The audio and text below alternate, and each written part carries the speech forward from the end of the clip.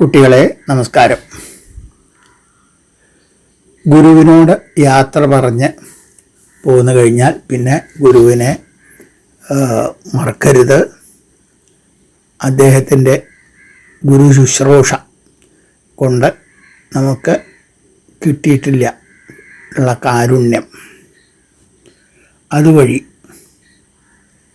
ആ വെളിച്ചം വഴി നമുക്ക് ജീവിതകാലം മുഴുവൻ ലോകത്തിനെ വളരെ വ്യക്തമായി മനസ്സിലാക്കാനുള്ള കഴിവുണ്ടാവും. അത് ഉപയോഗപ്പെടുത്തണം മരണം വരെ എന്നാണ് അടുത്ത ശ്ലോകത്തിൽ, അതായത് ബാലോപദേശത്തിലെ ഖണ്ഡം 3 17-ാമത്തെ ശ്ലോകത്തിൽ പറയുന്നത്. നമുക്ക് ആ ശ്ലോകം ഒന്ന് ചൊല്ലാം. നിശേഷദേവമയനാം ഗുരുവിൻ്റെ പാദശുശ്രൂഷയാൽ സസുഖമാത്മതപസ്സൊഴിച്ച് വിശ്വം ദിവാ കരതലാമലകം കണക്കെ നിശേഷനായി അവിരതം ഹൃദി കണ്ടുകൊള്ളുക. നീ നിശേഷ ദേവമയനാം ഗുരുവിൻ്റെ പാദശുശ്രൂഷയാൽ സസുഖം ആത്മതമസ് ഒഴിച്ച് ദിവാ കരതലാമലകം കണക്കെ വിശ്വം നിശേഷനായി അവിരതം ഹൃദി കണ്ടുകൊള്ളുക എന്ന് ഇതിൻ്റെ അന്വയം. ദിവ എന്ന് പറഞ്ഞാൽ പകൽ അർത്ഥം. നിശേഷ എന്ന് പറയുന്നെങ്കിൽ ശേഷം വരാതെ, ബാക്കിയില്ലാതെ, അതായത് മുഴുവനും അർത്ഥം. നിശേഷം ദേവമയനാണ് ഗുരു എന്നാണ് ആദ്യം പറയുന്നത്. ദേവമയനാണ്. നമുക്കറിയാം, ഗുരുർ ബ്രഹ്മ, ഗുരുർ വിഷ്ണു, ഗുരുർ ദേവോ മഹേശ്വര, ഗുരു സാക്ഷാൽ പരബ്രഹ്മ തസ്മൈ ശ്രീ ഗുരവേ നമഃ. അപ്പോൾ ഈശ്വര ത്രിമൂർത്തികളുമാണ്, ബ്രഹ്മമാണ്, എല്ലാമാണ് ഗുരു. അപ്പോൾ മുഴുക്കെ ദേവമയനാണ് എന്നുള്ളത് സംശയമില്ലാത്ത കാര്യമാണ്. ആ ഗുരുവിൻ്റെ, അങ്ങനെയുള്ള ഗുരു, ദേവന്മാർ എന്ന് പറഞ്ഞാൽ തന്നെ എല്ലാം സിദ്ധികളുള്ള ആൾക്കാരാണ്, എല്ലാം തരാൻ കഴിവുള്ള ആൾക്കാരാണ്. അങ്ങനെയുള്ള ഗുരുവിൻ്റെ പാദശുശ്രൂഷ, കാൽക്കൽ വേണ്ട സേവ ചെയ്തുകൊണ്ട്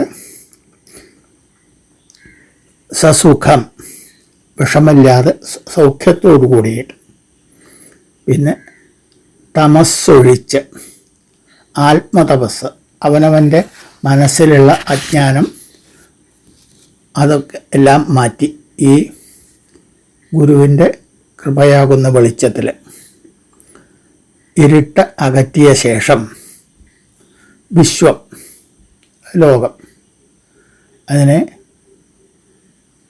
ദിവാ പറഞ്ഞ പകൽ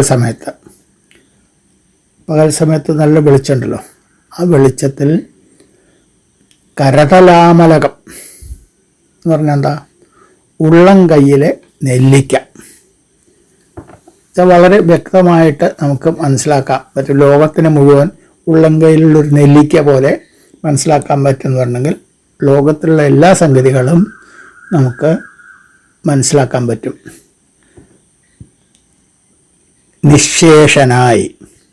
നിശേഷനായി മരണമില്ലാതെ, അവസാനമില്ലാതെ എന്ന് പറഞ്ഞാൽ എപ്പോഴും എന്നർത്ഥം. അവിരതം, തുടർച്ചയായിട്ട്, ഇടതടവില്ലാതെ, എന്നും എപ്പോഴും എന്നർത്ഥം. അത് ഹൃദി, മനസ്സിൽ കണ്ടുകൊള്ളുക. എന്ത്, ലോകത്തിലുള്ള എല്ലാ സംഗതികളും വളരെ വ്യക്തമായിട്ട്, വിശദമായിട്ട്, ഉള്ളം കയ്യിൽ നെല്ലിക്ക എന്ന് പറഞ്ഞാൽ ഇതിലധികം പിന്നെ വ്യക്തമാവാൻ ഉള്ളതില്ല, അത്രയും വ്യക്തമായിട്ട് നമുക്ക് മനസ്സിലാക്കാൻ പറ്റും. അതിന് ഈ ഗുരുപദേശം നമുക്ക് എന്നും ആവശ്യമാണ്. ചുരുക്കത്തിൽ ഗുരുവിൻ്റെ ഉപദേശം സ്വീകരിച്ച് ലോകത്തെ വ്യക്തമായി മനസ്സിലാക്കിക്കൊണ്ട് വേണം ദിവസവും പിന്നെ കഴിച്ചു കൂട്ടാൻ എന്നർത്ഥം. അതിനാണ് ഈ അപ്പോഴാണ് നമുക്ക് ഈ പഠിച്ചതിൻ്റെ ഉള്ള ഗുണം കിട്ടുന്നുള്ളൂ. നമുക്ക് ഈ ശ്ലോകം ഒന്നും കൂടി ചൊല്ലാം. നിശേഷദേവമയനാം ഗുരുവിൻ്റെ പാദശുശ്രൂഷയാൽ സസുഖമാത്മതമസ്സുഴിച്ച് വിശ്വം ദിവാ കരതലാമലകം കണക്കെ നിശേഷനായ വിരതം ഹൃദി കണ്ടുകൊള്ളുക.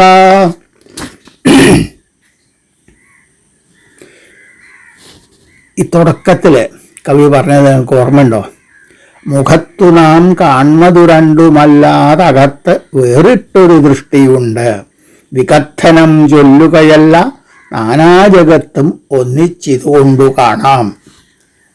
ഓർമ്മയില്ലെങ്കിൽ അതൊന്നും കൂടി മറിച്ചു നോക്കാം.